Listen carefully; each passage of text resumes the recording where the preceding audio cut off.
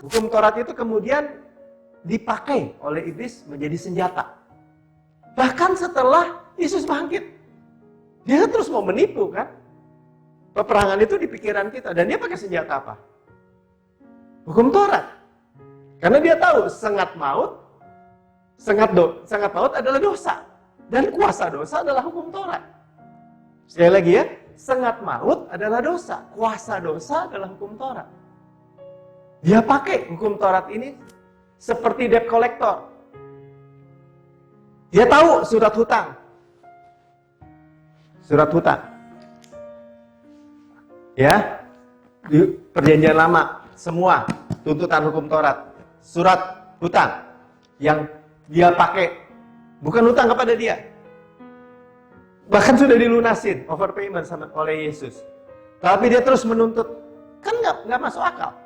Ketika saudara dan saya terus ketakutan didakwa oleh surat hutang itu. Nah, apa yang Alkitab katakan?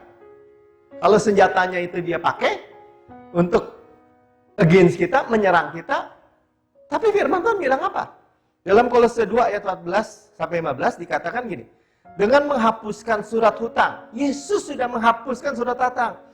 Yang oleh ketentuan-ketentuan hukum mendakwa dan mengancam kita. Ya, ketentuan-ketentuan hukum itu bisa dipakai untuk mengancam dan mendakwa kita. Dan itu ditiadakannya dengan memakukannya pada kayu salib. Jadi ia sudah menggenapi surat hutang itu. Sudah dipaku, dipantek di kayu salib. 15. Dan Yesus telah melucuti pemerintah-pemerintah dan penguasa-penguasa dan menjadikan mereka tontonan umum. Dia melucuti musuh-musuh itu. Karena musuh-musuh itu, iblis itu ya disebut pemerintah-pemerintah, penguasa-penguasa yang di udara ini. Iblis dan kawan-kawannya, bahkan manusia yang dikerasuki, dipakai iblis untuk mendakwa. Itu sudah dilucuti. Ya, dan dijadikan tontonan umum. Saya pernah lihat bahwa kalau orang Romawi, ya Rasul Paulus menggambarkan pasukan Romawi yang pulang ke Roma di dalam arak-arakan kemenangan. Sang jenderal di depan, semua jenderal-jenderalnya di belakang, dan seterusnya pasukan. Dan yang di paling belakang itu adalah semua tawanan. Mereka dilucuti, ditelanjangi, dirantai, dan tidak beralas kaki. Supaya apa? Supaya nggak bisa lari. Dan mereka jadi tontonan umum. Semua massa yang menonton, yang menyambut arak-arakan kemenangan itu.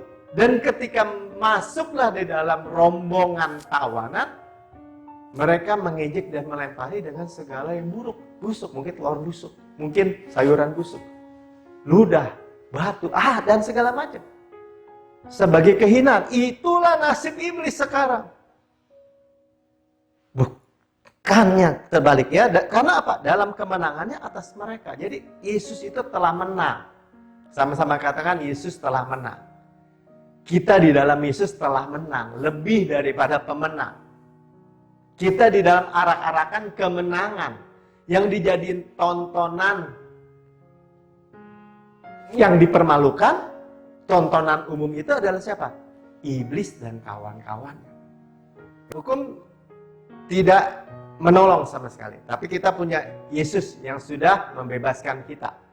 Dia berikan kita fasilitas kematian. Sama-sama katakan kematian. Kamu telah disalib bersama Kristus, itu kematian. Supaya apa? Supaya kita bebas dari hukum Taurat, dari suami yang lama. Dan dibangkitkan oleh pembenaran kita.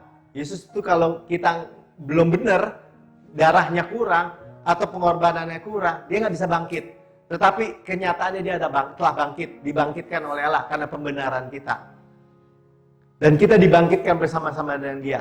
Kita milik Kristus, jadi mempelai Kristus. Jadi mempunyai suami yang baru, yang mensuplai semua dalam kehidupan kita.